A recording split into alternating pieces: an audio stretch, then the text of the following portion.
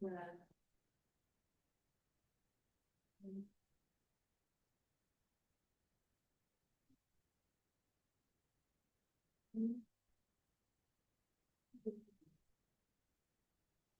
I stream more than.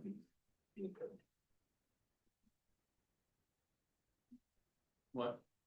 I don't know.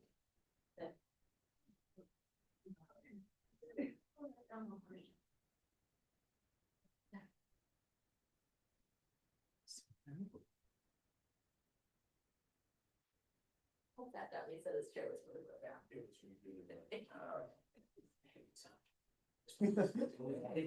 Do I need to make Sarah or Nina or Allison presenters or anything, just, or they just create them their brief?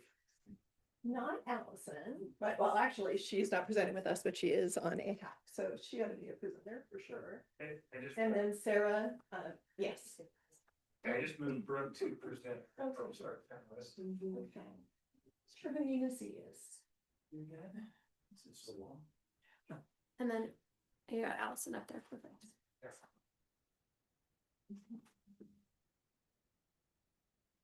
Okay, we're ready. I mean, it's not 3 yet. But we're all good to go at 3. Legal's here, so we can Now. do stuff now revision.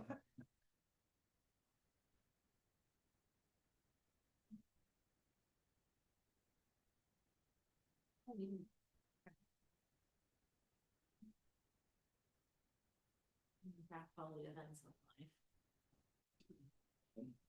Almost looking. Build a better than. When is that? Tim was trying to get into our today for the TSSA, and we wrapped super quickly.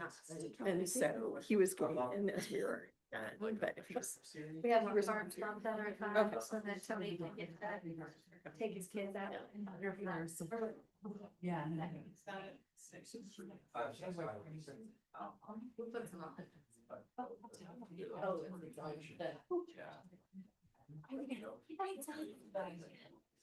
Oh, that's not.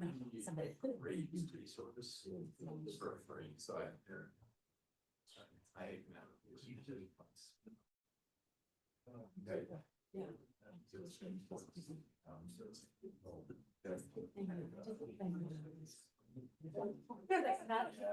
Not out there.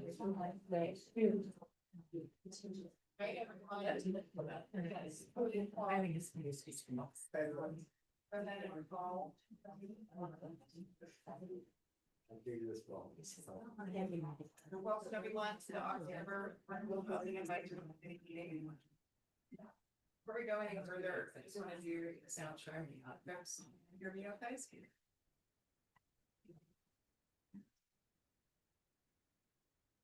I can't. Do you want to just a little bit closer?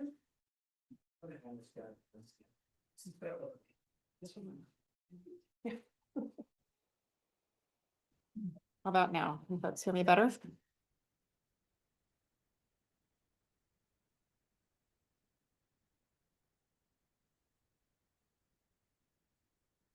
Whether that's no news is good news. Are there any? Could also give us a thumbs up. Yeah, if you guys can hear us online, can you give us a thumbs up? Yes, that is better. Okay. Yeah, that's very clear. Thank you. Okay, thank you. This is why we do this. Okay, let's start with roll call. Has that been completed?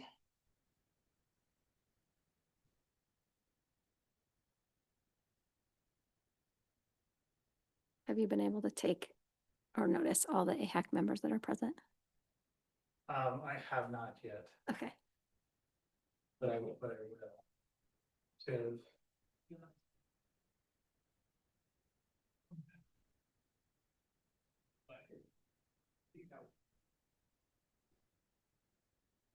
And I'm sorry, I don't know everybody's name here either, but online we have Allison. And then. Top Carter. Okay. Ian Perez, Yep. Isabel Malkovich. Heather Simmons. Tony Levison. Tony Levison. Heather, and I believe Heather said she was not going to be here. Yeah, Mandy's not going to be Mandy. here. He's not going to be here, but everybody else is. Great.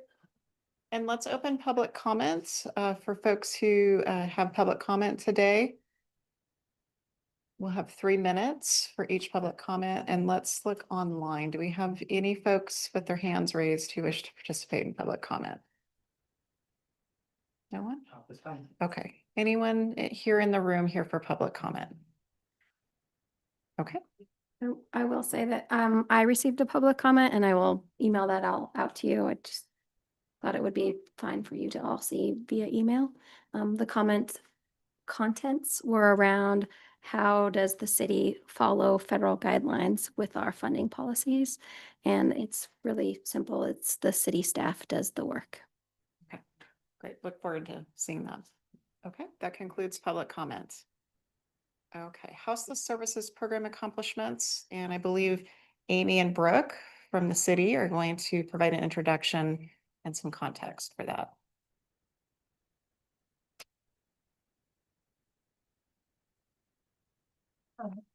We are.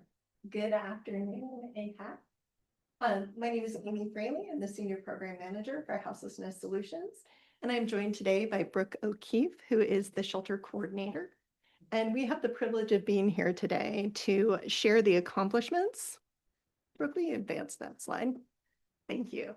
To share the accomplishments and the challenges experienced by service providers working with community members experiencing houselessness.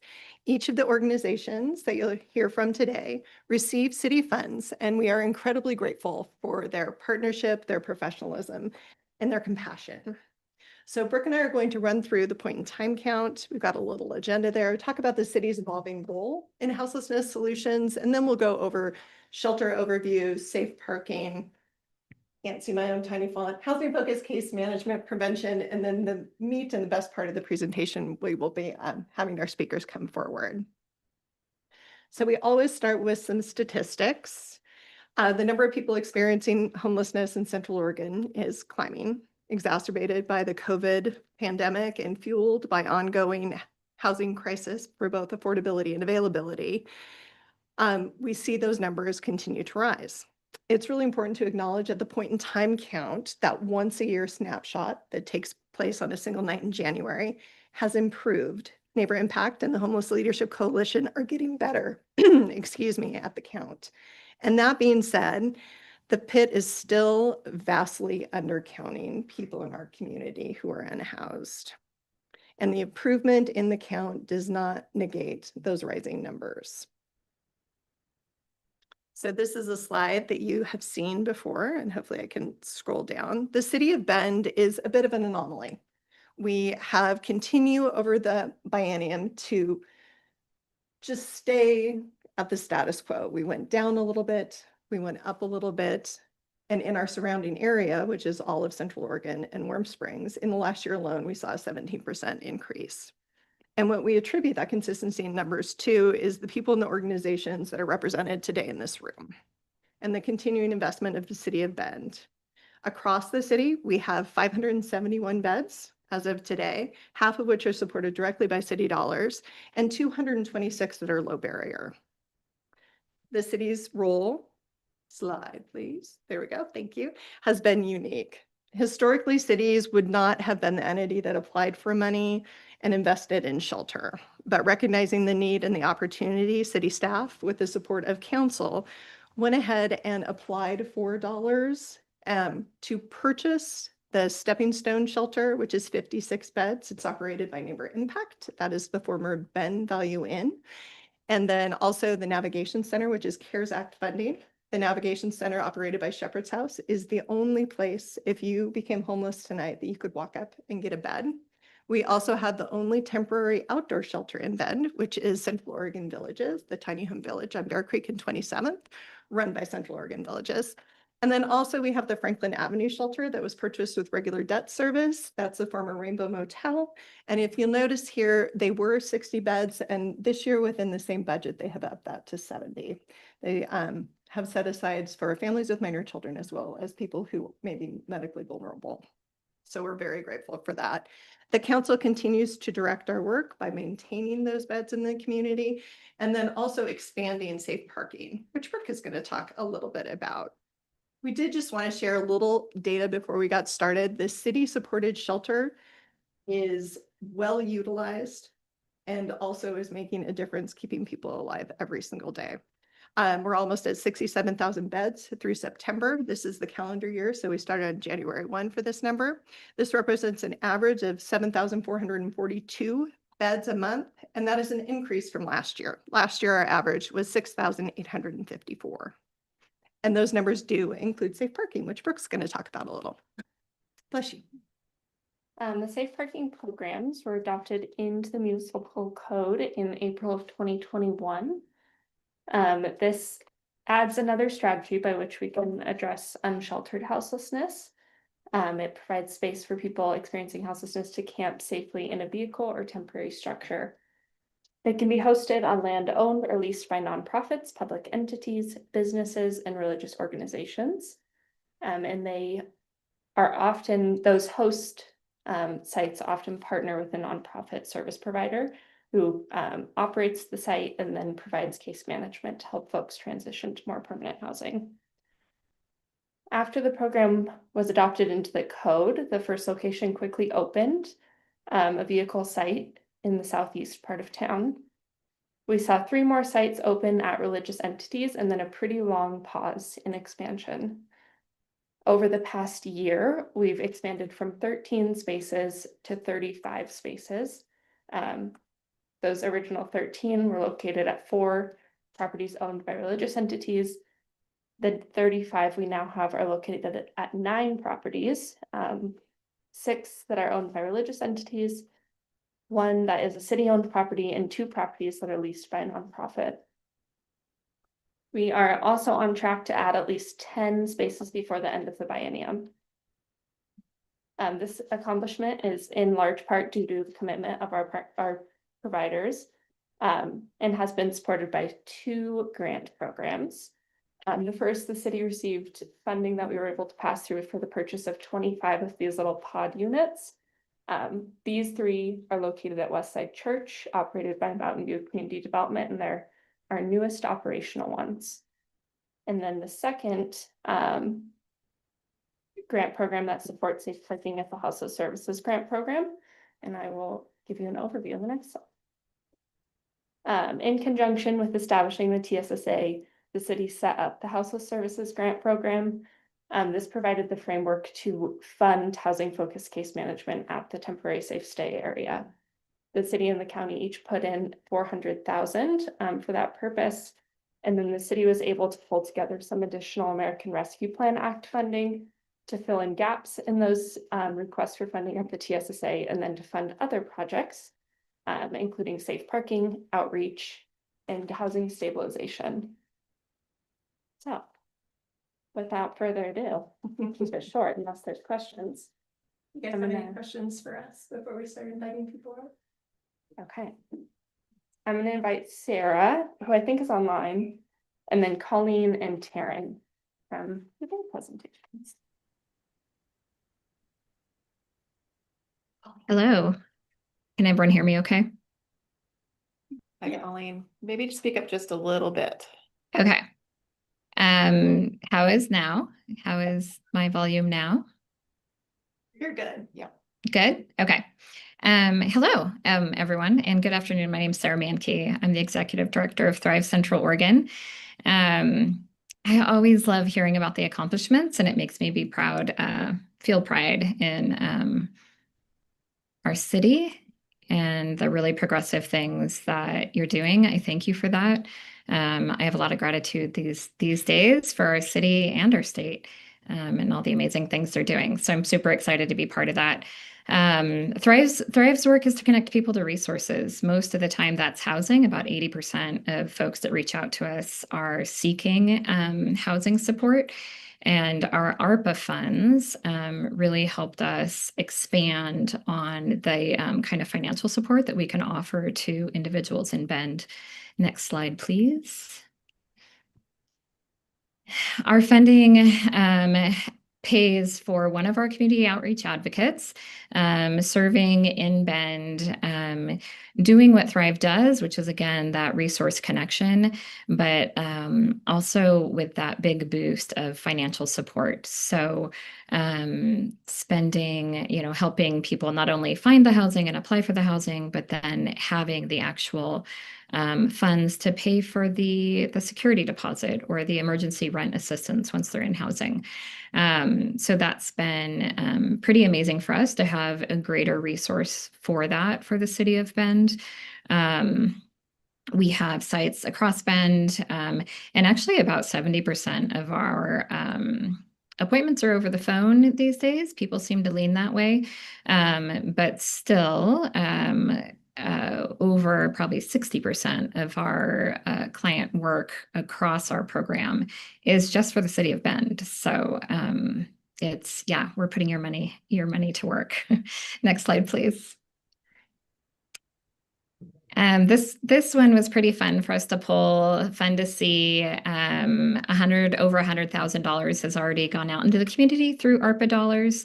That accounts for 87 rent payments, 29 security deposits.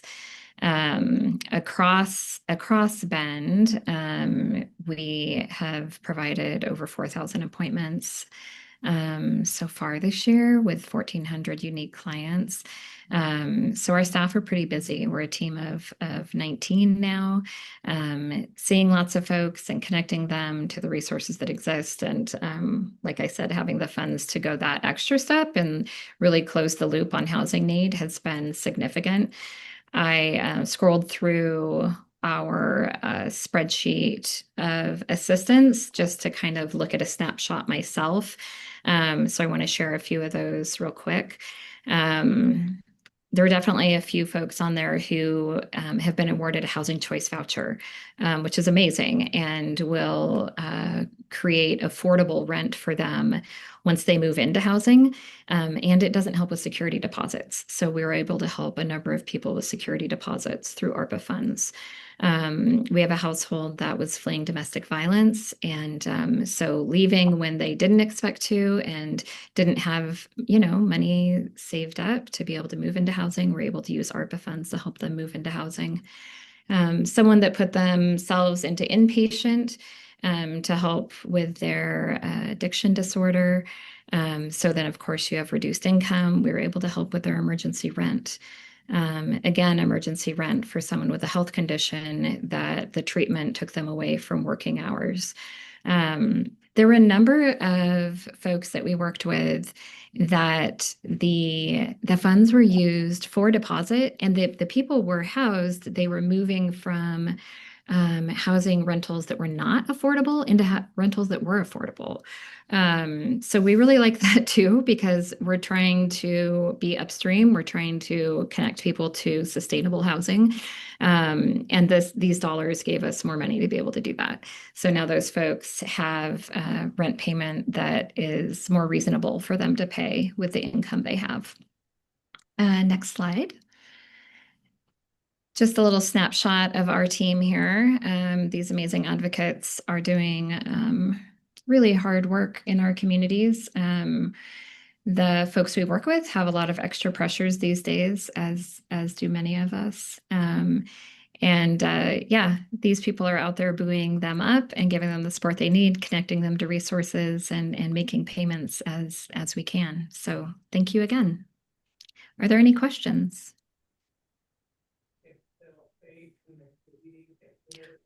I cannot hear that.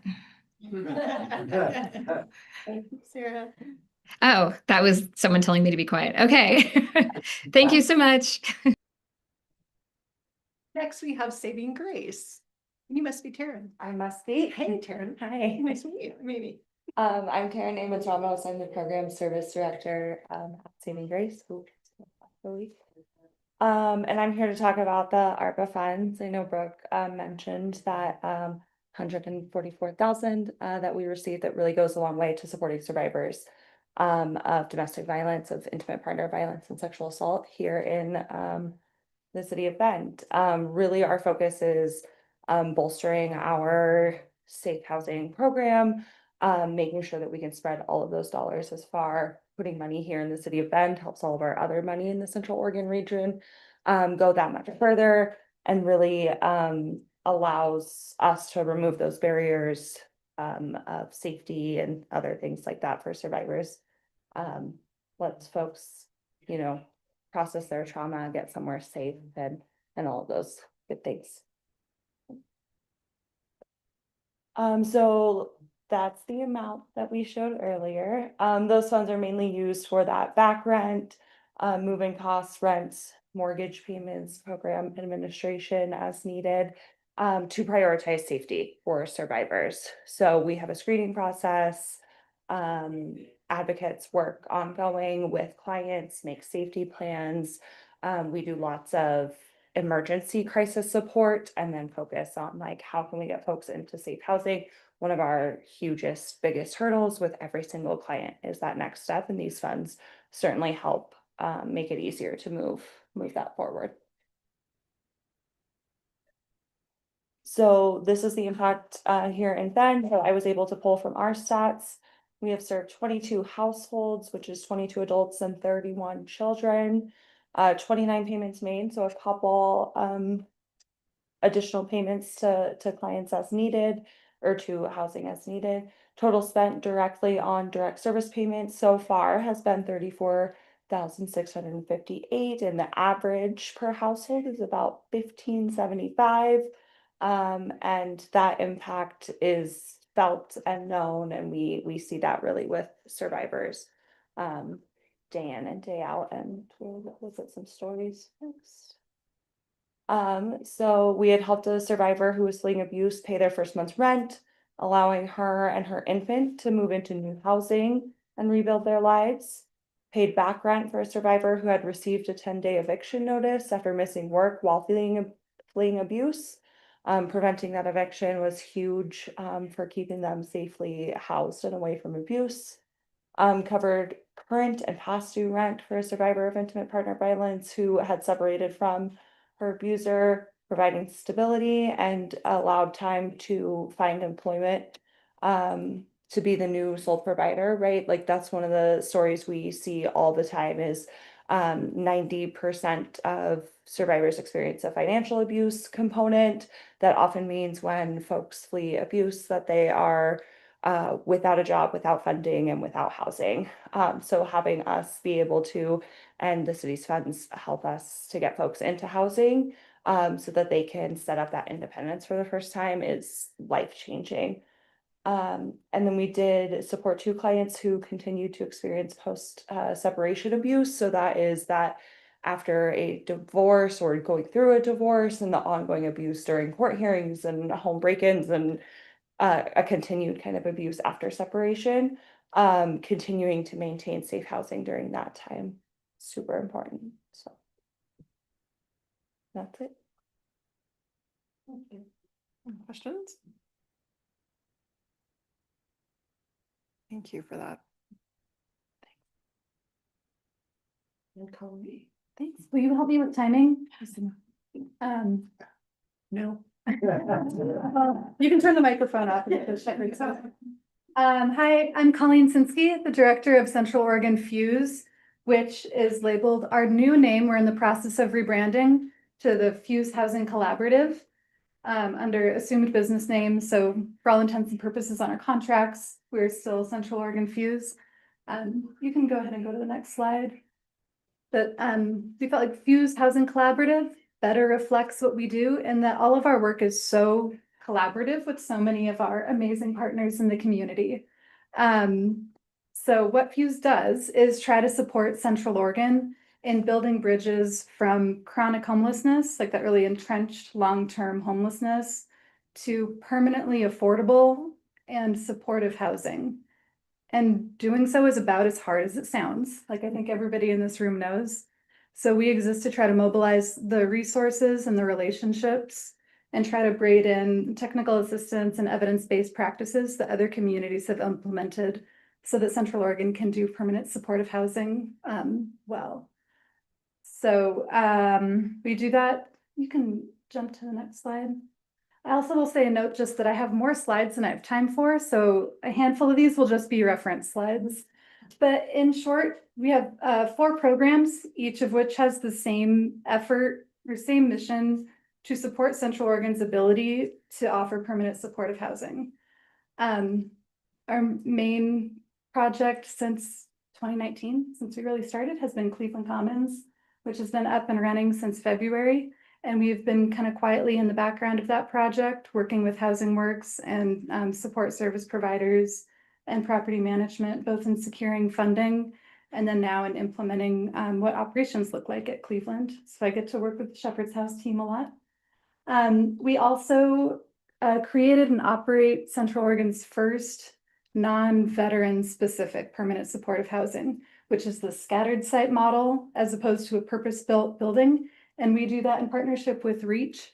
And through that program, we're leveraging federal funding through the HUD COC program to support 8 folks who transitioned directly from Juniper Ridge or other chronic, literally unsheltered places into housing. And that program has also served as kind of like a learning ground where we've developed a lot of intake packets and compliance mechanisms that we can then just copy paste over to Cleveland. We also have started what I've been calling PSH Lite, where we support on-site services, proactive resident engagement for seniors residing in 3 different Housing Works properties. So this is a relatively like lower cost per person, lighter touch services, but we're supporting a part-time staff person at both Mountain View Community Development and with Cornerstone Community Housing, and having an on-site person who's doing community events, resident engagement, resource navigation, isolation busting. And we've also been working with both of those entities and developers to build an app so that we can track services and track outcomes better. Last, just PSH advancement as a whole is kind of the bucket where we are supporting community education around the importance of and impact of permanent supportive housing, and also identifying and working with developers or nonprofits when there's an emerging possibility of permanent supportive housing, learning how we can come alongside and support and what other resources can be brought to the table. So we've been a partner of the Mountain View Community Development 70-unit PSH that's coming online. You can go ahead and go to the next slide. Thank you. So the impact of ARPA has been immense, and it really came at a crucial time for Fuse, because prior to the ARPA award, I was the only full-time staff person trying to both launch and then operate these programs, which just didn't work as well. So bringing on John Baldwin, who has a background both with Housing Works and Epic Property Management, has been a huge boost to all 4 of our programs. And he has been great having a lot of FaceTime with our community partners. We do generally work like a step back, like we don't directly interface with residents as much, even though John and I both have a background in that. We're more of like case conferencing with our partners as opposed to being the ones out in the field. So that allowed us to hire John. It also has brought the community support specialist to Legacy Landing. That's one of the 3 buildings benefiting from the PSH Lite program. And the technology supports, which has been both the app and just the general technology required in building lean programs from the perspective of like a lean and small organization. We have relied, I think, more on technology than we maybe would have a couple of years ago. You can jump to the next slide. So briefly, Cleveland Commons, what our work there looks like specifically has been facilitating weekly partner meetings, shepherding the process of developing the policies and procedures manual, all the fine print that is less important for the folks who are on the front lines doing the services. We're kind of making it happen in the back end. We were able to furnish the resident units and common areas and create a great community mural. We've also worked across all of our programs to provide specialized staff training, whether that's CPR and first aid or trauma-informed care. It's been a lot of time spent listening to what are the frontline service providers gaps in knowledge and how can we leverage resources from Portland or from like local clinicians to create and offer trainings. And just being a partner through it, because permanent supportive housing is really difficult. And being an agency where our mission is to support the project as a whole allows us to walk alongside all the partners. I can go to the next slide. As far as our scattered site program goes that I already mentioned, the only additional thing I'll highlight here is just that the federal funding uncertainty is really impacting this program's ability to grow. And right now we have empty beds, which is so frustrating to me to have such immense need in the community and to have these empty, essentially like units. But not knowing what that funding is going to look like next year means that I can't commit those units to new clients. So we're both like, it's hard for us to fulfill the terms of our grant, and we're going to have funding recaptured. But with this increasingly like unstable fiscal federal environment, it's just created a program where it's best and most responsible for us to hold still at the size that we are, which is frustrating when we want to be serving more people. And just a note on that, I'll just highlight that I think the need for local investment in housing and affordable housing and homeless services is going to become more and more important based on everything that we're seeing federally with the funding that we rely on for that program. And I know across everything that our partners represent here. You can jump to I've already kind of talked about the PSH Lite program, but we have a lot of partners. It's exciting to see what that could look like as far as decreasing healthcare costs and increasing resident connection to services. And we're working with OHSU on a program evaluation research.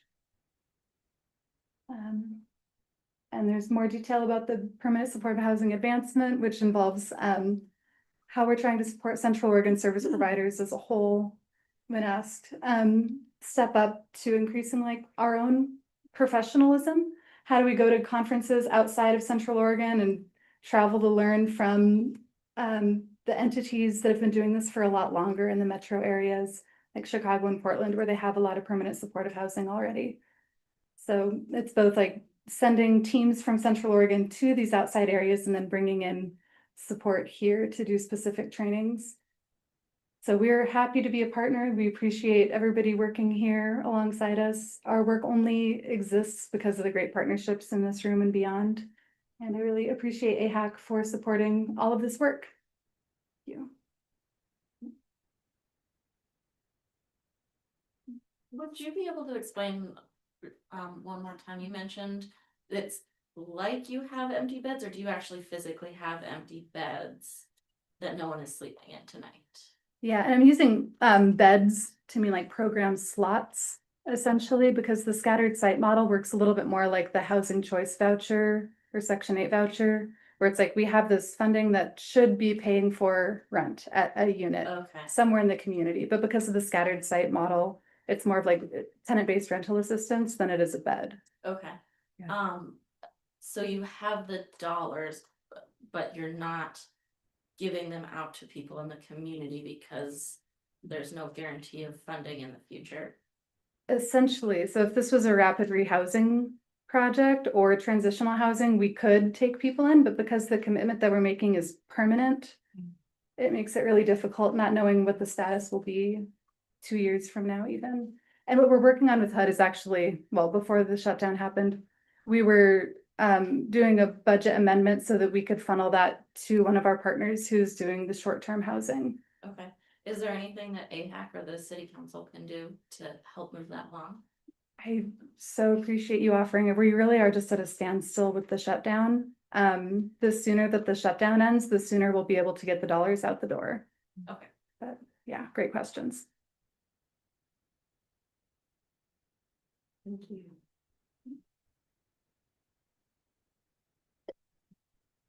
We'll be joined by Shepherd's House.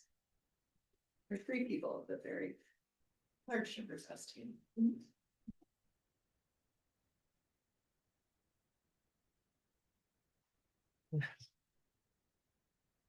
Thanks for having us. I'm Nikki Merritt, Director of Operations.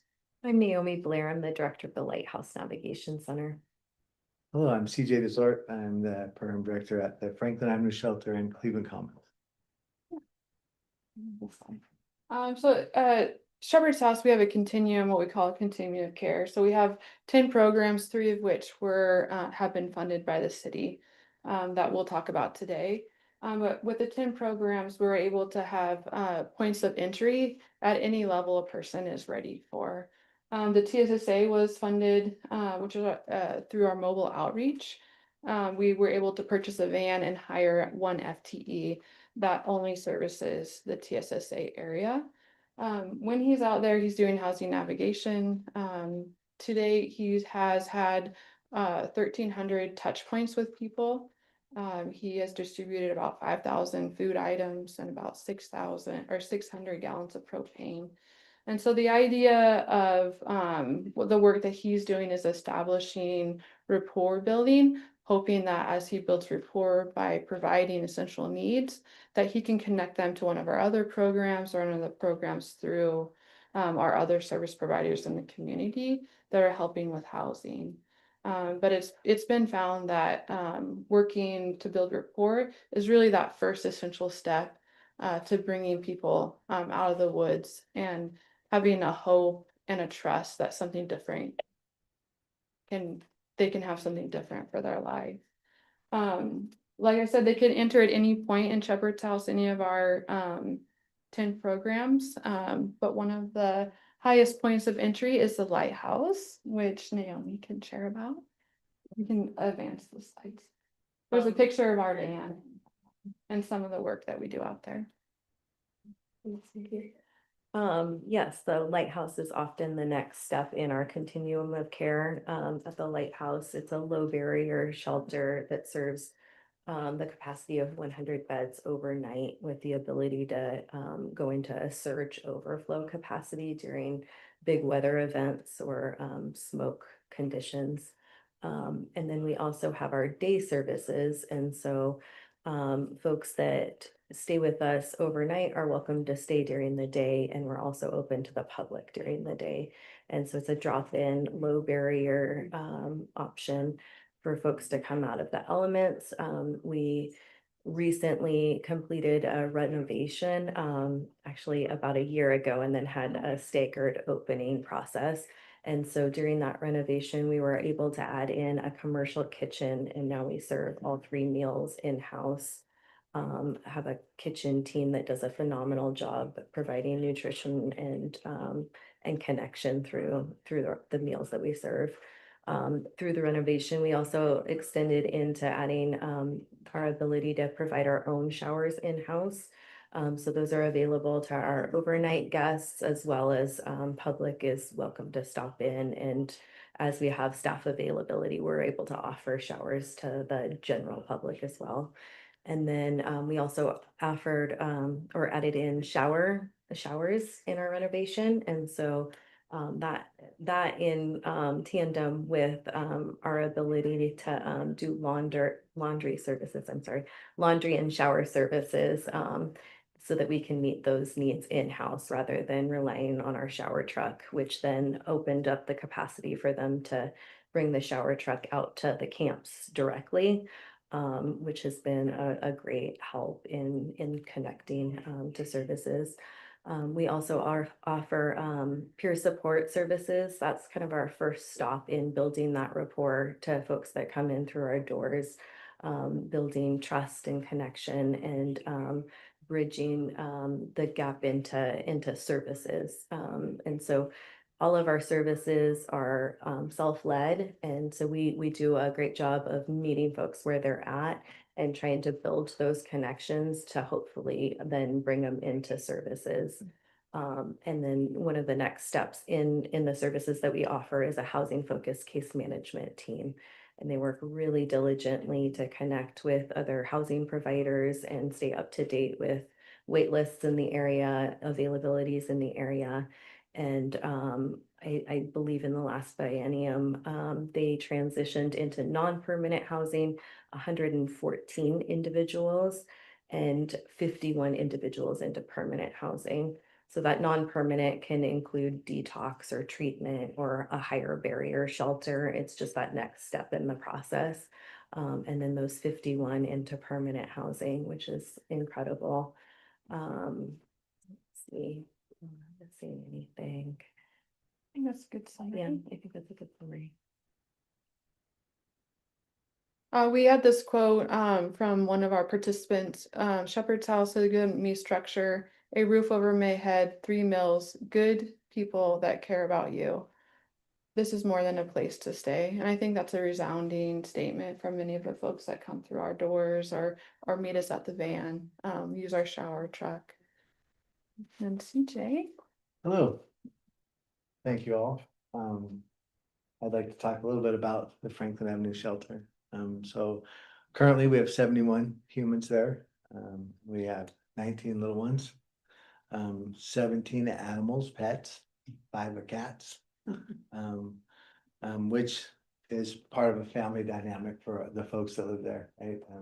It's interesting, I can look around the room and be really grateful because the supports that the people that are living at Franklin get are from a lot of from camp and reach, and the majority of the people in this room that I regularly call and connect with to help folks feel comfortable in staying at Franklin, right? I mean, we part of the demographic that we serve are families, you can see up there, and it's pretty neat that so in the morning, like yesterday in the morning, there's a regular little line of little ones that are walking to the school bus stop.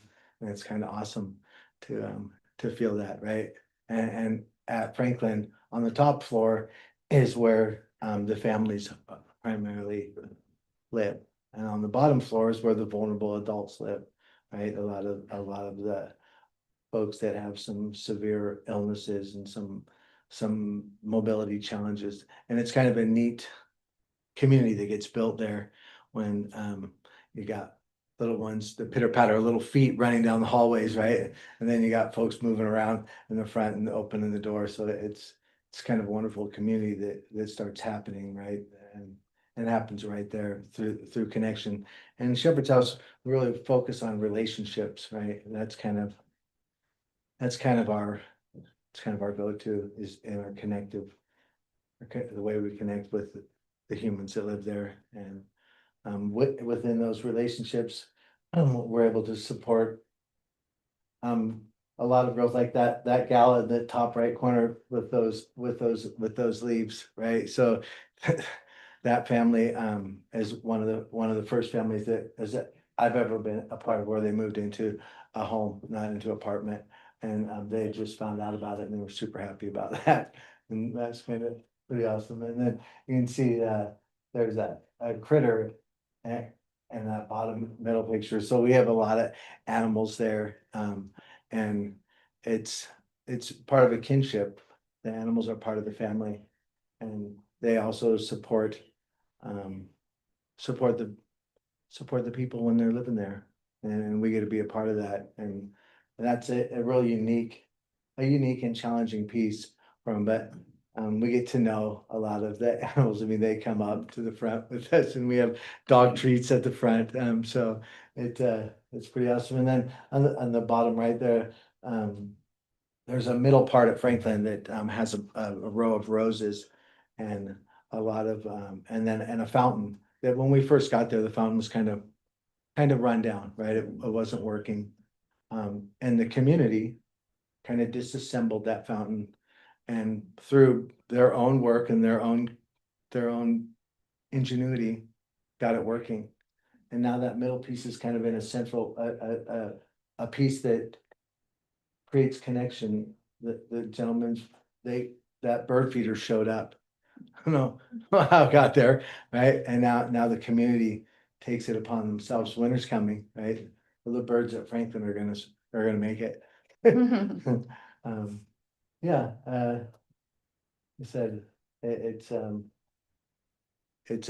great community to be a part of, and it's all through relationships that people are able to grow. And I don't like to use the word stabilize, but folks can be there as long as they need to be to make that next step organic and to make that next step their own. And it's through relationships and love that happens, frankly. Thank you.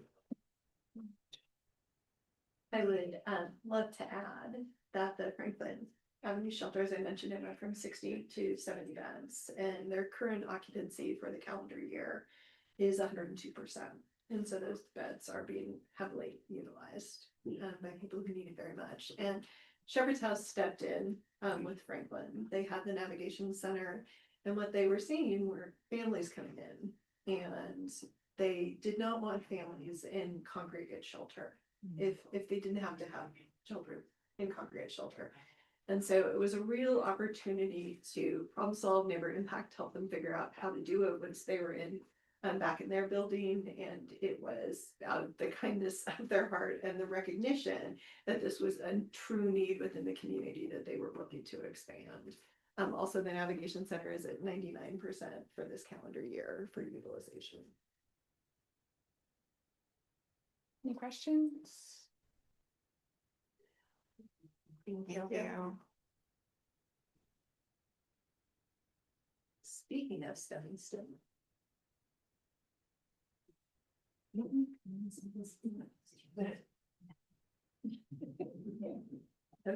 No one. You're not gonna. I didn't know you were gonna be here, so I just put pot on this. I'm just your moral support.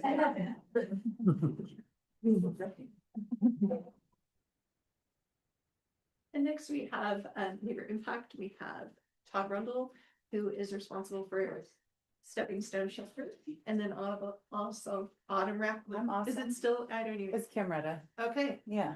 Well, there we are. Who's really taking the lead at the TSSA to help us to manage that information and data, as well as a host of other things she's responsible for. So we're grateful that she's here, that you're both here. Thank you. Thank you. Thanks for having us. Good afternoon. My name is Todd Rundle. I'm the Unhoused Services Manager for Neighbor Impact.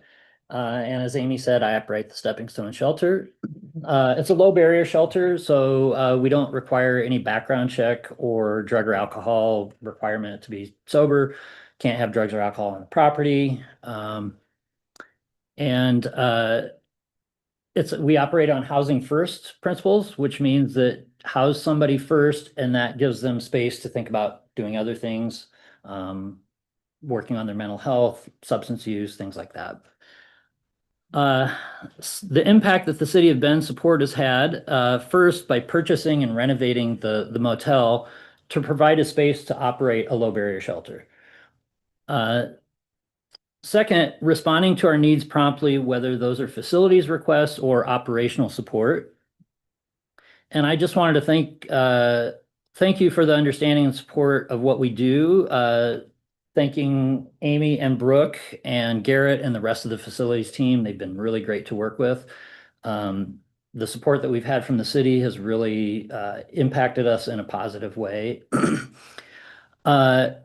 Rather than going over numbers, I wanted to talk a little bit about a narrative, a success story.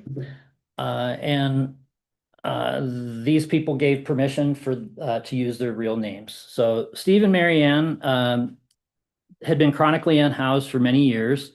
They both had substance use disorder, and they first stayed at the shelter for about 6 months, didn't make a lot of progress, didn't get housing. And when they left, they stayed down the street under the overpass. I passed them every morning as I came to work, saw them in their tent.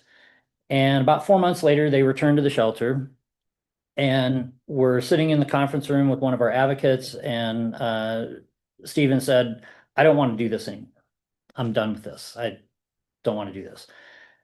Okay, well, we can help you with that. Through a lot of hard work by one of our advocates, establishing a connection with a rental, with a property manager, we were able to get this couple housed and overcome some very significant barriers to get them housed.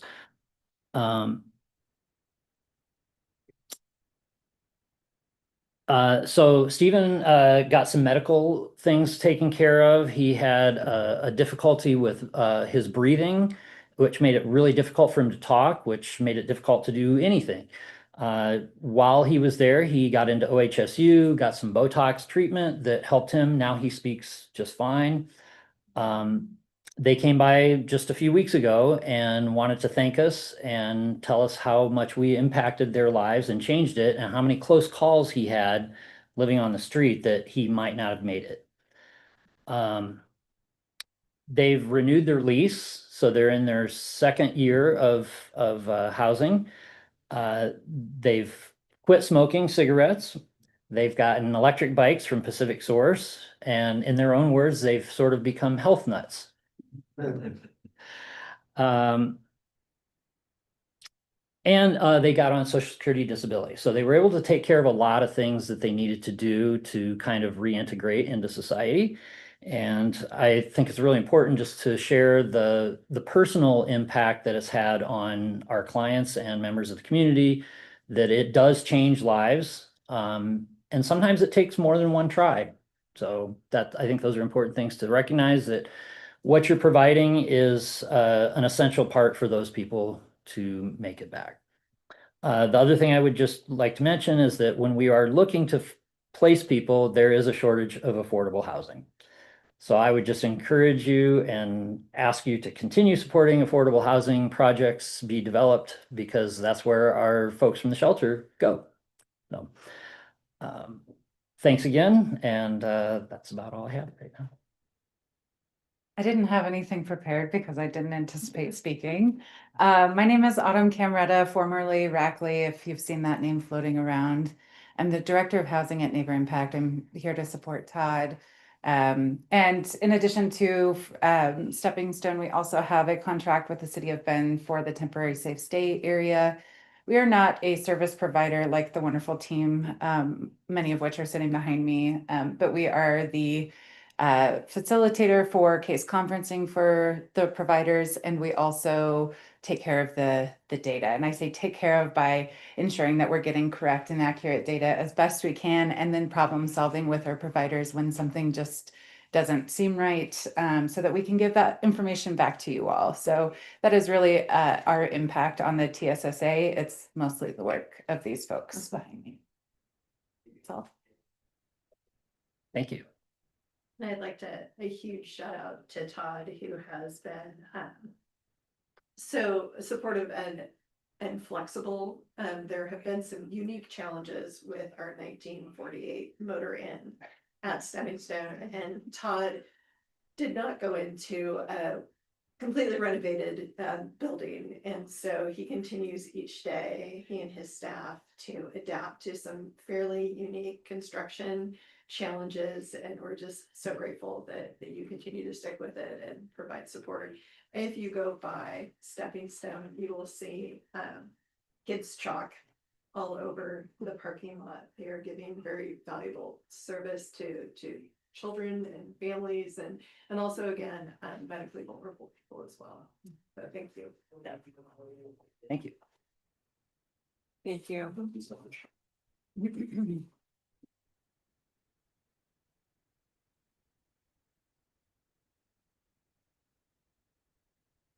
So we're in villages and that, I'm sorry. That's okay. Hello, thank you for having us. So my name is Scott Jones. I'm the Executive Director of Central Oregon Village. And I have Kathleen Leopard. I'm the Director of Operations and Housing Navigation. So I managed to rope her in to come and join us today. So I thought I'd just quickly read. Our mission is we work as a community to safely shelter and empower our neighbors in their path to stable housing. So that's what our focus is. So we can switch the slide. So we have 4 locations. I'm going to talk about our emergency shelter, the main largest location that we have. It's near 27th and Bear Creek. We have 20 temporary outdoor shelters at that location. They're shaped in a like 2 U-shaped patterns, so that when somebody walks out their door, they can wave at their neighbor. It gives a really good opportunity to build community and connection and kind of reduce barriers between the folks that are staying there. in the 20 units that we have there, 15 of them are single unit shelters designed mostly for a single person. Occasionally, we do couples if they choose to join us in that way. Then we have 5 family units also at that location.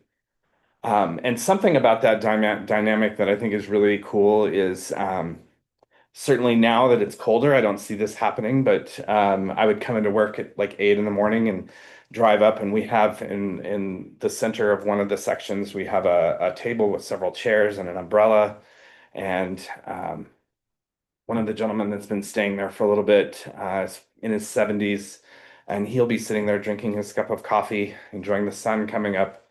And there's a family with a 2.5-year-old, and the 2.5-year-old just comes and sits next to his friend. And they just sit silently and enjoy the space together. But that community and that connection that they have is unique and powerful, and it helps the whole community kind of come together. We also are a little bit of a higher barrier shelter. We require that folks coming in have to pass a background check. So we look for any physical violence or sexual violence issues.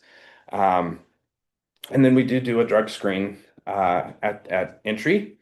Both of those things, like if somebody is open and honest with us and we recognize that that we will expect to see something on that drug screen, then we'll just revisit that and see if we can find some solutions with treatment or whatever, so that we can continue to find solutions for them. If somebody isn't passing our background check, then we work with community partners. Many of them are sitting behind me, to see if we can find, again, a solution for them. Some of the things that we do, one of the big ones is housing navigation.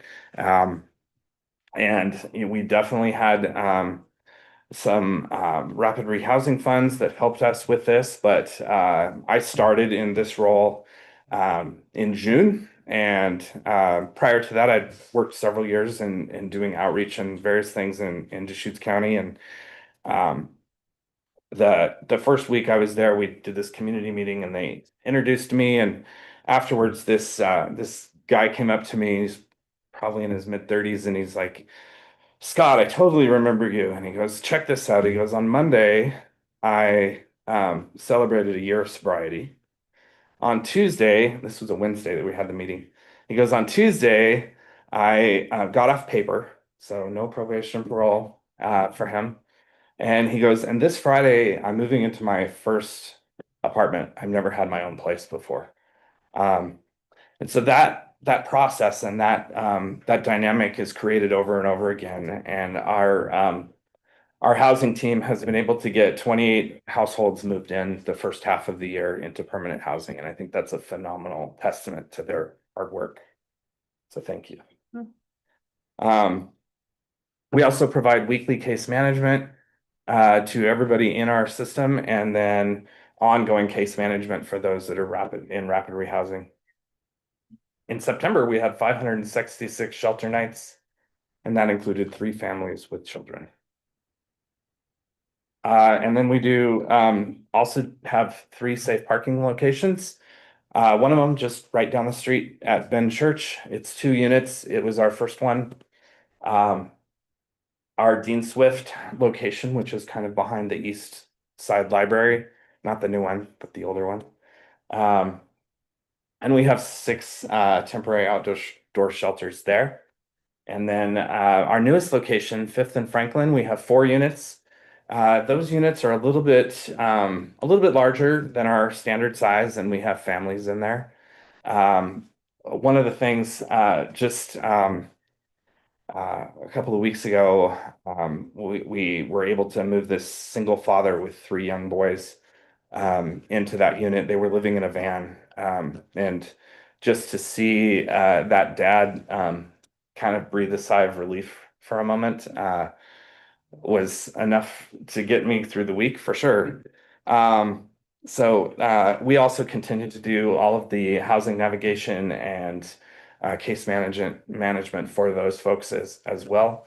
And 80 shelter nights at that or with those locations. And then we do also work in the temporary safe stay area. Kathleen has been kind of spearheading most of this work, but we have had 233 service transactions this year so far. We've served 75 adults with 12 children. Just this week, we identified 4 individuals who we think we can find pathways out of the TSSA in various ways. We also provide clothing and food and various other items. And contact information. Yay. I appreciate all of you and thank you for letting us come and share what we're passionate about. I have a question, Yes. actually. Could you tell me a little bit about why you've chosen to do the background checks and drug screening? Yeah, in part, that was before my time when the village first started to come together. The neighborhood was very concerned about that, and so they kind of made that part of the agreement to get us in the where we are. So really kind of a neighborhood push into that, and that's why. Okay. Are you working at all with neighborhood association and neighborhood members to try to get out of that?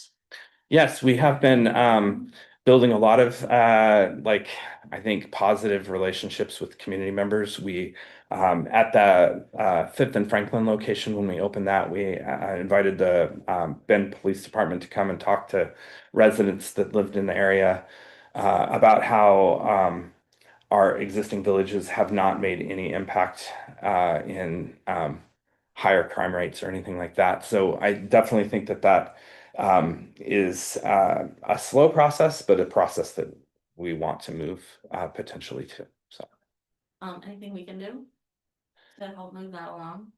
I think just anytime that there's an opportunity to engage other community members that live in our communities and show them how safe parking and these emergency shelters that we're doing are really safe, not only for the people that are living in them, but the people that live in the neighborhoods. I think that's a huge help. Okay, thank you. Yeah. Any other questions before I get out? Thank you. Add that while the city supports and emphasizes low barrier shelter, and part of that is because of state funding, we also support other shelters and different places for people to be and operate, whether it's Bethlehem Inn, which is high barrier, or Central Oregon Villages, with even as a high barrier shelter was for this calendar year at 111% occupancy. So it is not deterring placement, it just may be a slightly different population at the time. Can I add to that too? One of the things that we really do, like I built relationships with other shelters that are well suited for folks that are low barrier, right? So if somebody comes in and we're struggling to get past that background check, then it's a quick call to another executive director and saying, "Hey, do you have any place open that I think that we can?" And so that dynamic does help us move through that without othering somebody. Mm-hmm. Mhm.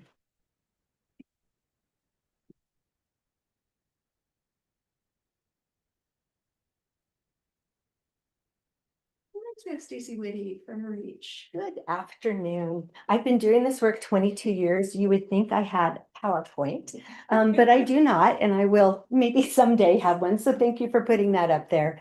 I want to thank everyone. The funding that has come through has been remarkable and has enabled us and empowered us to provide services in many different arenas. Reach has kind of an interesting net. We provide mobile case management and outreach, so we don't have an office or a building. And that's wonderful for 2 reasons. One, it keeps our budget way down. It also allows us to go out and meet people where they are. So I'm going to talk mainly about safe parking and the TSSA and the impact that the funding has had. I do want to mention the other programs that we're running right now. During the week, we engage with about 500 to 600 people a month. Those are not unique individuals. It roughly runs about 100 to 125 unique individuals. But because of the relationships, we see them several times a month. We also provide, as Colleen mentioned, the case management for our Fuse clients that are in permanent supportive housing. And then we provide outreach and case management to approximately 40 of the individuals or households that have moved into the Old Mill apartments. And those were all folks that were experiencing houselessness and have transitioned into those apartments. So we're out there on Wednesdays and Fridays. We also get dispatched by code enforcement to go ahead after the police have taken care of any law enforcement issues. So we're out on the street and meeting folks throughout the area. The other thing we're doing on Tuesdays and Thursdays, it's wild and crazy. If you ever drive by the Shell station on Highway 20 and 27th, we have a transit van that we were so grateful that we received thanks to the city funding and through COIC. And we meet people there to make sure they're getting their fuel and their propane, but we're also able as a team to get birth certificates. Today, we actually did 2 death certificates for someone so that they could go ahead and access some inheritance that they're going to be getting. We can do our heat assessment, which is critical as folks are entering the coordinated entry for our region that will get them onto lists like Franklin and Cleveland Commons, Stepping Stones, Oasis, COV. So those assessments are critical, and it's really important that those are being done in a relational way with folks because they're pretty invasive, and I don't want to say invasive, they're very private information that we're asking folks. So we're able to provide all of those services plus emergency essential needs. On Tuesday and Thursday, we are out at the TSSA area. We have an outreach specialist that's out there. In the last couple months, she has engaged with 201 unique individuals out there and has done a mini intake, more in a conversational way, that so we can get demographics with folks and have a sense of who's out there, who is needing what, and kind of creating plans for how to exit the TSSA, how to get on housing list, how to become more independent and self-sufficient. We're also doing things like taking snack packs out on one day a week for the kiddos. We took trick or treat bags out last week for them. So we are providing a lot of services. And I think someone else mentioned the importance of that relational kind of connection, because there's a lot of trust building. This region, I think, is very unique. I've worked in other regions. The partnerships and the collaboration is incredible. So I just got a call as I was coming in from Isaac from Mosaic, and he is requesting a sewing machine. And we all kind of say, okay, well, who needs a sewing machine? Well, interesting enough, it is from someone, I believe, from the Lighthouse that is going to be doing sewing classes, that is going to be able to then do some alterations and seamstress work, but needs a sewing machine. And those are the kind of unique gaps that we can fill. So that is a wonderful thing. So TSSA, we have seen a lot of influx of people coming in, and so that takes a lot of navigation with personalities. But we also are seeing success with the funding that is helping to get more people on board so that we can get folks transitioned into other programs for more care. This is all done with 3.5 of us. So you can imagine what is going on. There's a lot of work that goes on and a lot of partnerships. We couldn't do it without. We're finding too that partnerships with community businesses has been incredible. So that I'll give you an example. The Other Guys Tires, which is a small company, does an amazing job helping us with doing tires for folks. So that area and the funds that are available have allowed us to increase our capacity to be out in that area. The safe parking program, actually, I think it was just as COVID was starting, we had one spot with 3 spaces. After 4 months there, they were doing a whole renovation, and so we lost that space. But in the last 4 years, we are at 4 different locations. We're very small. They are all 4 church locations where we have an MOU in place. The participants in the program come in and do an intake, and they agree to some very basic kinds of guidelines, things like I'm not going to start a campfire in your parking lot, and weapons, things like that. The 4 locations have a total of 14 spaces, and we currently have 17 individuals there. We just added 6 individuals over the last 2 weeks. We as an agency made a decision that we're not going to exit anyone until March, because exiting someone to the street in the middle of winter, if we can avoid that, would be wonderful. But there is a required case management piece. So we do it in a way that's not like, it's very relational. It's very just sitting down and talking about what is it that you'd like to see tomorrow, next week, next year, and how do we set you up for success for that? So doing those heat assessments, putting together a list of what people have accomplished, what they'd like to accomplish. And even if someone comes to us and says, I just want to be here for a while, and then I'm going to go back out, into the camps or the street, what we want to talk about is, what if you change your mind? How can we get you so that you have some choices at the end of this period? And also make sure that we're helping that person to be more independent and self-sufficient. We're finding that most of the time people end up not wanting to go back out. They would prefer to find either a shelter program or housing. Our success rate with that program varies somewhere between like 60 and 64%. And even though we are small, we are seeing success with people. We've done some reunification with family members, with older adults that have been able to move into either grandchildren or their family homes. We've had some people exit to assisted living. I don't know how to explain it, but I'd say we're kind of more of a mid-barrier. When people are coming into safe parking, because of the close proximity to children and vulnerable populations within the church, we do a background check. If someone has a sexual offense, that would be something we can still work with them in our other programs, but not at safe parking. We do not do any drug or alcohol testing. We run what I call a behavior-based program. So you do sign agreement, you won't have drugs or alcohol on the premises, but it's really behavior-based. Someone's out in the parking lot at 3 a.m. vacuuming, then we're going to have a conversation about what's going on and how do we address that. And we find that we build the trust so people will really self-disclose what's going on, and then we can discuss what that plan is. Our go-to is not an exit. I think over the last 4 years, we have actually had to ask 2 people to exit the program because we worked so hard to remedy it, and it was mutual. Matter of fact, we're still working with both those 2 people in other capacities. Our safe parking program does have access to water and electricity. And there is a porta potty and hand washing station. We meet with folks on site twice a week, and then we meet off site. We've been asked, why do we meet with people in safe parking off site? One of the reasons is we want to get a sense of, when you meet us at McDonald's or the library or Shell, are you able to get there on time? Are you able to navigate transportation? Are you able to handle what's going on in public? That gives us a lot of insight into, what are you employment ready? Do we need to start looking at disability? So it gives us another point of view of what's going on. And so we like doing that. We are seeing that a lot of our folks at Safe Parking are working. Difficult, as we all know, with the deposits that are needed and how much you need to be earning to get into some of the housing models. It does take some time. In the beginning, when we did safe parking, our hope was that within 3 to 6 months, people would exit. We know with the shortage of housing, we're seeing that most of our folks are staying 9 months to about 18 months. And that is really taking time for people to save. We're working with folks on getting bank accounts and how to navigate bill paying, some of those softer skills that are so critical.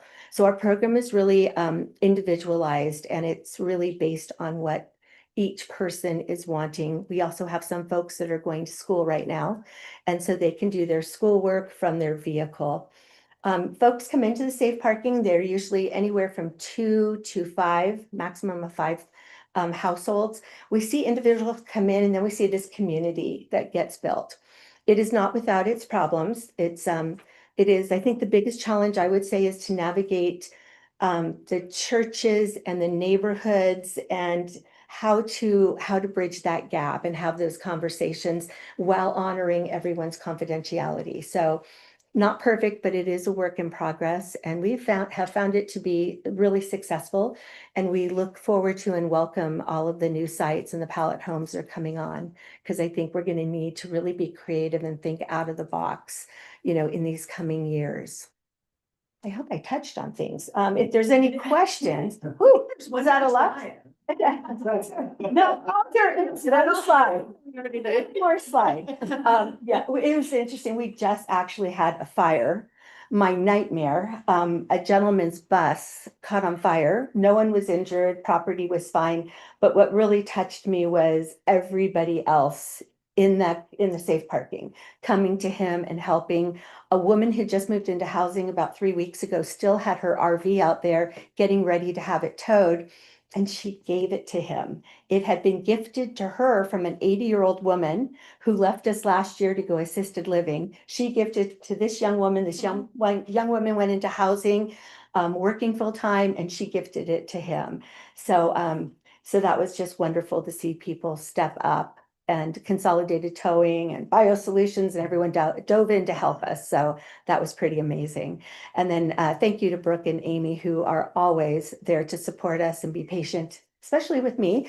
And then our other community partners have been really amazing to work with. So again, thank you to all of you, and thank you for the funding. I don't, if anyone has any questions. Thank you. Thank you very much. Next we have Danielle.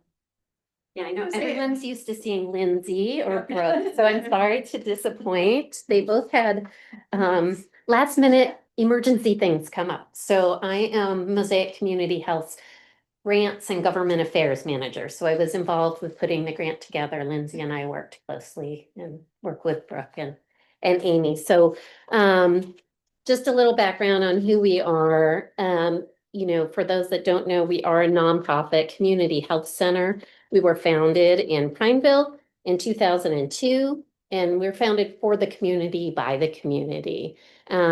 We provide integrated health services. So I think on your agenda, it has our old name, Mosaic Medical. We changed that a few years back because we provide much more than medical, and that was the impetus for that. So we do medical, dental, behavioral health, nutrition, social, and medication needs. We do substance use disorder work.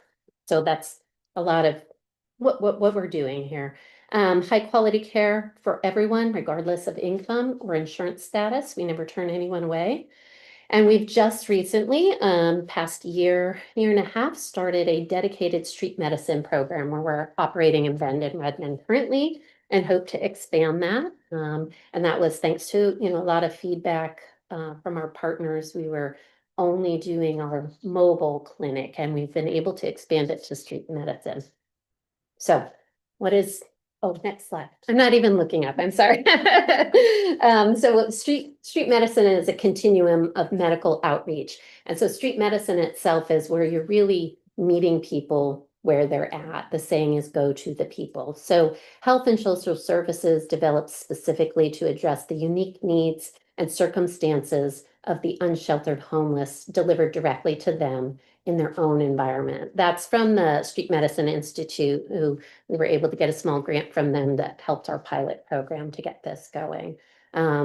We offer, again, our continuum of care while we're out there, and we connect them like everybody else, connect them with our partners. We know what they do, and Isaac was reaching out. Isaac's amazing. So it's really a great connections. So what we've been seeing from our street medicine program, specifically at the TSSA, top health needs, you can see what these are, and I imagine you probably wouldn't be surprised. And we've also, spoken directly with individuals as we developed this program, what they thought their needs would be, and this is what we're seeing. So preventative medicine, diagnostic and management of chronic conditions, that's a big one. Dispensing and administering medications, urgent and acute care needs, minor procedures, women's health services, immunization lab work, mental health and substance use diagnosis and treatment. So, next slide, please. This is where I have a lot of notes, and it's from Lindsay and Brooke, so bear with me. At the temporary safe stay area, the services we've provided. So we currently have a medical provider that goes out once a week and a behavioral health provider that goes out once a week.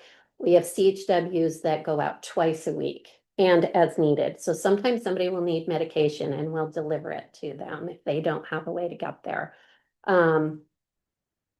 Just to note, this funding has been critical for our community health workers. That's what it's going towards, is not paying provider or behavioral health. This is for our community health workers. We were able to bring more people on to provide more services. So at the TSSA, we have had almost 200 medical visits. This is from January through September, almost 200 medical visits with 55 unique patients. 60 behavioral health visits with 22 unique patients, and that just began in September. It's amazing. It's the work that's happening since we were able to get someone out there has been amazing. And our community health workers have provided, almost 240 services, and they're saying 50 unique patients, but we have to, not all of the people that we see consent to having their information collected in HIMSS. It's just not, sometimes it takes a few visits with them before they'll decide to do it. Sometimes they never do. So let's see, just making sure I covered all these notes. Yeah.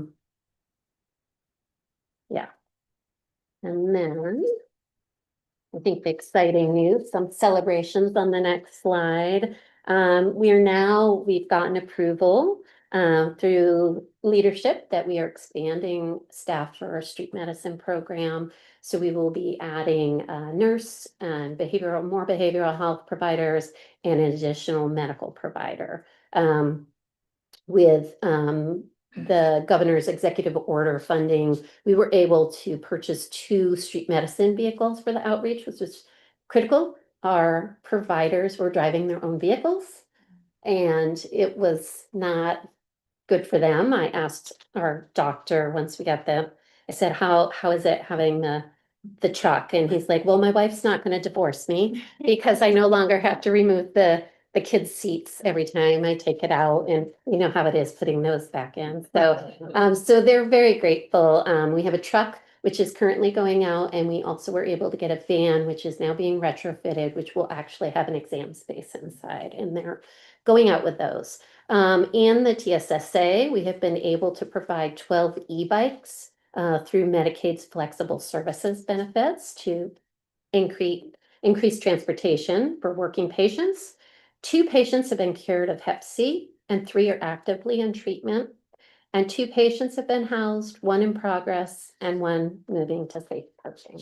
So I think we all feel there's one more. Yeah, so many of our great team. The woman on the lower right in the sunglasses, she is one of our behavioral health consultants, and she does a lot of substance use disorder, and she's just an amazing individual. And several of our CHWs are up there, one of which I had as an intern. It's lovely. So I'm happy to answer any questions that I can answer. No? Good. All right. You let me help you. Okay. And this afternoon, we're going to end with cute animals. Oh, yes. The pictures are all sideways. Sorry. Just have to turn a little bit. Okay. Hi, my name is Johanna. I'm the founder and executive director of Companion Animal Medical Project, and we provide no-cost veterinary care and pet retention services for pet owners experiencing homelessness and/or low income throughout Central Oregon. We are the only human animal welfare nonprofit providing this service throughout the Tri-County area. And so all of the services that we do provide for those we serve are no cost. Our main programs and services, we have what I call camp clinics, Those are full service wellness clinics, and so we can prevent, or we can provide, we have a veterinarian on site, and they're providing wellness care from minor wounds, prescriptions, medications, and stuff like that for companion animals, as well as preventative vaccinations for like parvo and rabies. And then we have outreach. So we have outreach staff that go out to, again, Tri-County area, to the unsheltered camps, TSSA, Juniper Ridge, Warren Sisters, Lapine, and we're doing more like direct services and outreach touches. We provide free spay and neuter, as well as transportation. We provide urgent care assistance as well as transportation. We distribute pet food and supplies. When capacity allows, we do boarding and foster assistance, specifically for people who are needing to get medical treatment or substance treatment. I'll kind of talk about that a little bit more. And then our new position is our Ready Together shelter and housing navigation services. Oh man, all the pictures would have been so cute. That program is helping to remove barriers that pet owners experiencing unsheltered homelessness often face when they are trying to get into shelter or stable housing. So when we first started, that was in 2020, thanks to Stacy, actually. My main goal was to really just to bring our services to this specific population, to provide prevention services and vaccines and spay and neuter. And then I don't know if Sarah's still on, but then I worked at Thrive Central Oregon. And when I worked at Thrive Central Oregon, not only did I learn about the insurmountable barriers that no and low income people faced to shelter and housing, but that pet ownership was an incredible barrier for folks. So within the last couple of years, we've really tried to navigate and to really focus on unsheltered pet ownership and how we can remove barriers for people to exit homelessness alongside their animals, whether that's spay and neuter, vaccinations, helping reduce the number of animals, or really just kind of have a game plan of what their plan is when they are going to exit unsheltered homelessness. So that is really why we wanted to participate in the TSSA, is because if the ultimate goal is to help people transition out of unsheltered homelessness, there needed to be a game plan and a better support system for pet owners specifically. I think a lot of the folks behind me can attest to that. They will be working and doing outreach with folks, and a very high number of people will decline shelter or housing if they have to give up their animal. So we wanted to try to step in to better support the housing navigators, so they didn't also have to take on that added task of knowing all the pet stuff. So I wanted to know all the pet stuff and help them. Pet ownership is so critically important in this population that was recently added to the heat assessment for our shelter providers when they are out in the camps and doing those heat assessments to help find out what someone's vulnerability is. So now that is on the heat assessment. So when people are getting those assessments to get into shelter or housing, we can now have a better understanding of how many pets they own. And again, we can step in and try to help figure out a plan for all of those pets. Anecdotally, I would say that probably 1 in 3 pet owners in the TSA, or people in the TSSA, own one or multiple pets. So just very important. Let's see, it's so many things to talk about. Within the TSSA, when I looked through HMIS, it says that we have provided 288 services, similar to, I think, who was before me. Not all of our services are tracked because the nature of what we do is sometimes we're meeting a lot of people when we're at the TSSA, and Mosaic is there, harm reduction is there. People are coming up and getting pet food and supplies and talking to our team, and it's a lot to track all at once. So what we have tracked is 288 services and 64 households that we have primarily provided spay and neuter, veterinary care, vaccinations, pet food supply, boarding assistance. let's see, for outreach specifically, 72 individuals, and outreach specifically, 115 pets we've been connected to in the TSSA area. What else? There's so much, but I think that's it. I don't know. Yeah. Oh, I guess I can really kind of talk about like shelters. I mean, thankfully, I don't think there's any of the shelters here that don't allow pets, but there are pet policies, whether it's spay and neuter, vaccination status, having them registered through the county so pet licensing. And then, like I said, the number of pets. So one significant barrier that we are facing right now is just the overpopulation. And where do those pets go when people can't take them? So we'll do boarding as much as we can. We'll work with our humane societies to see if they can take in the animals.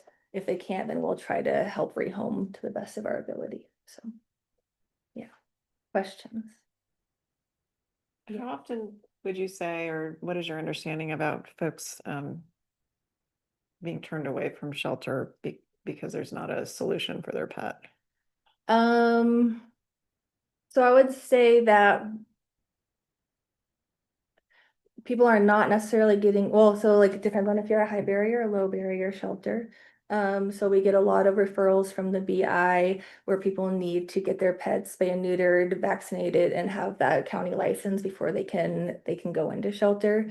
Places like the Lighthouse is low barrier, so their pets can go with them, as long as they, are well behaved for the most part. I think the biggest thing is just the number of pets. I think that's the hardest thing. So even like Central Oregon villages, they will allow pets, but they also have a cap on the number of animals that they can have. So someone might be able to get into shelter themselves, but their animal can't go. And then people generally will decline that shelter. But I think because there is an incredibly high amount of animals out in like the TSSA area, that people thankfully take in and care for them, which is, a lovely quality about them. But then they will take on that ownership and that responsibility, and then unfortunately it deters them from exiting because they want a safe place for those animals to go. So there's not really an answer for you because it's just kind of navigating and trying to problem solve as best we can. Just have a quick clarifying question. When you say cap on the number of animals, is that number of animals per person or number of animals per shelter? It can be both. Okay. So, I mean, Kathleen might be able to tell me more, but like if they have 20 units, they might only allow like 5 animals there. And then for the Lighthouse, you can have an animal, you can't obtain an animal while you're there. Or Franklin and Stepping Stone, I think it's like a 2 pet max per household. Unless there's a reasonable accommodation. So, and then out in the camps, there's some folks that have 10 to 15 animals. So we're trying to spay and neuter and talk to them about that. Yeah. I have a question. What kind of collaboration do you have with the other organizations if they do need to have some restrictions on animals or anything like that? Well, we are trying to bolster our boarding ability. So the TSSA funding allowed for like, I would say 3/4 of a position, and then and then there's 2 part-time positions. So we're trying to create a program where we can do temporary boarding again, and we would focus on unsheltered pet owners for them to get substance or medical treatment. But I would say within all these organizations, we get calls to help people's pets so they can, just get into shelter or housing. So again, whether that's spay and neuter, vaccinations, pet licensing, we work with all of them. And more. Did that answer your question? Sorry.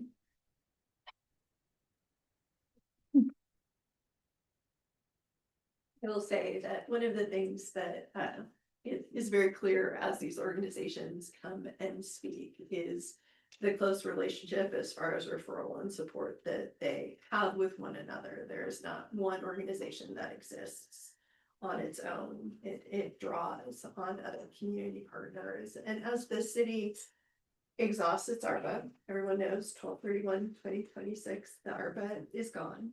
And the city moves more into a landlord technical expertise role versus any kind of funder or administrating contracts that the folks that are here in this room and in the community do exceptional work, and we'll be leaning on each other to continue to do that good work. So while we're concerned about a lack of funding moving forward, we also know that Bend is in excellent hands. So we just appreciate everybody's time today, and speaking for Brooke and myself, and well, really for the whole housing team, we're very, very grateful. Immensely. Yeah, I really do want to extend my thank you to everybody. I found myself getting really emotional hearing some of the stories today, and it really is great work, and it's really encouraging to see the collaboration between everybody. So to everybody who's still in the room, thank you so much. And to anybody who had to leave early, if you can extend my thanks to them, please.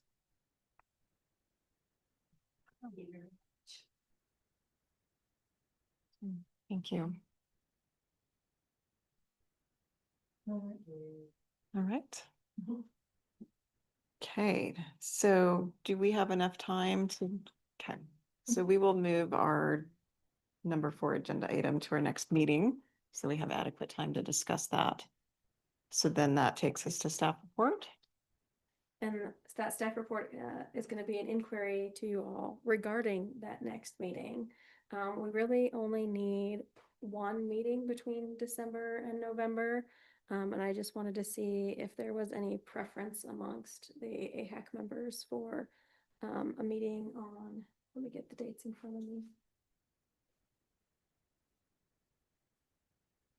I had them in front of me a second ago and I closed it.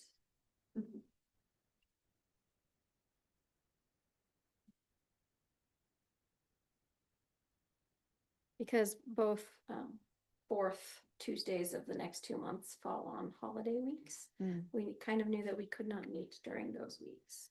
So we could potentially meet December 16th. Or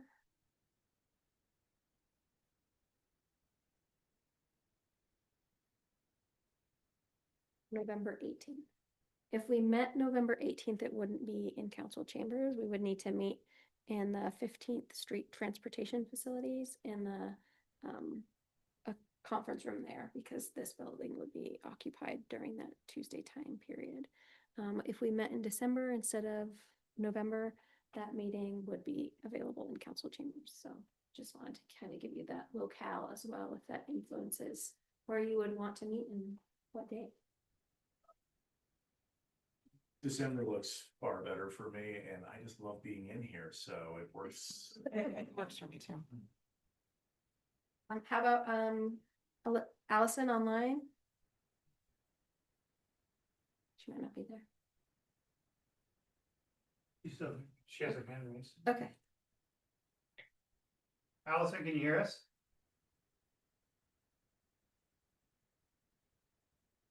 There she goes. Oh, maybe I'm coming on now. Yep. Are you there? Yes. Oh, okay. For some reason, my whole audio went down. I lost. Anyway, I'm here and I heard all that. And in December would definitely work better for me. I wouldn't be able to make the November one. And just so you all are aware, it will be Allison's last meeting. She's termed out. Timed out. On our staff report is that we've received a good handful of AHAC applicants for the vacant positions that we will have in Allison terming out. But we have till the end of this week, December or October 31st is the deadline. So if there's anyone in your sphere of influence that would like to apply to be an AHAC member, please encourage them to apply. And we're looking specifically for Central Oregon Builders Association representative. That's what Allison is on this board. Affordable housing developer representative, and then a member at large. So those are the 3 vacancies we have. again, I'm gonna email you all the public comments I received today, and I think that is all that I have. Okay. Have any other business? Okay, that concludes our meeting today. Thank you, everyone. Thanks, Heather. Great.